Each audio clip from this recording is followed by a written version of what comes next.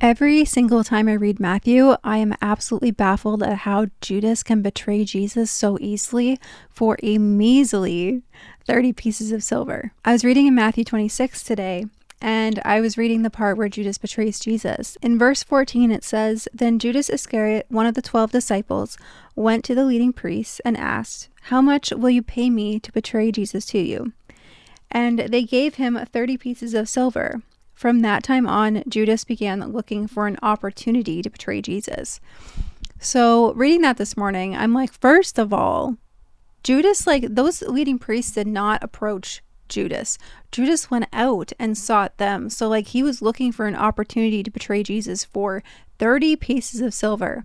And to give you context, that's about 4 months' wages back in their day. So Judas and the leading priests only deemed Jesus' life worth 30 pieces of silver, or about 4 months of work, of labor. And that to me is just so baffling, because Jesus is worth so much more than that, more than anything, worth more than any money on earth. And I was like, I would never do that to Jesus. I would never do that for money. I would never betray Jesus, especially after everything that I had just witnessed along the journey and being a disciple of Jesus.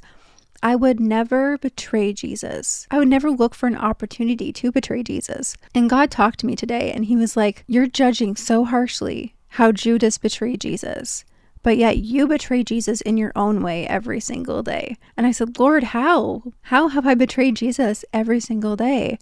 And he's like, "Anytime that you put the world over me, anytime you decide that something you can do out there, your own desires are worth more to you than what I want. Anytime you choose not to pray when you really need it.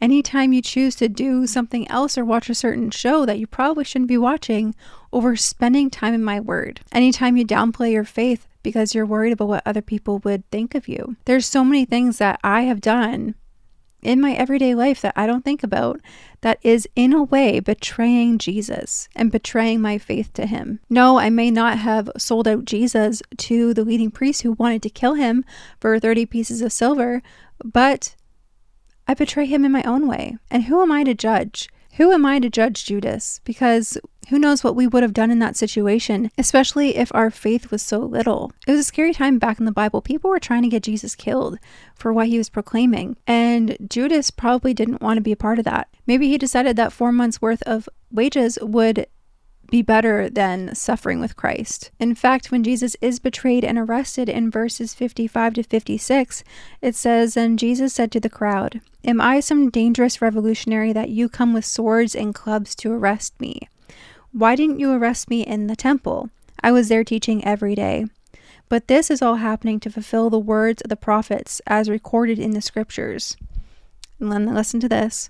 "At that point, all the disciples deserted him and fled." So every single one of the disciples fled and didn't stand by Jesus when he was getting arrested. The only one that kind of stuck with him was Peter, and he followed from a distance. So I don't know if you're like me, and every time you read Matthew, you're just kind of baffled at Judas's betrayal and find yourself judging him so harshly. I encourage you to look into your own life and see and identify how you have betrayed Jesus in your own way. Because to me, betraying Jesus is literally denying him or playing down your faith for the approval of man, for choosing to spend time doing worldly things over spending time with God. There's just so many things, and we need to realize that we're not ones to judge. So that's just kind of what God taught me today, what God told me today. I need to be less judgmental for sure.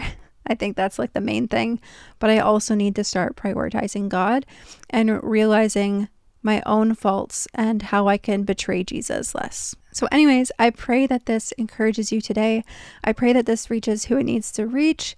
And if you find yourself being super judgmental towards Judas, just like I did, I hope this reaches you too, because I was humbled. Okay. Anyway, have a good day. Until next time.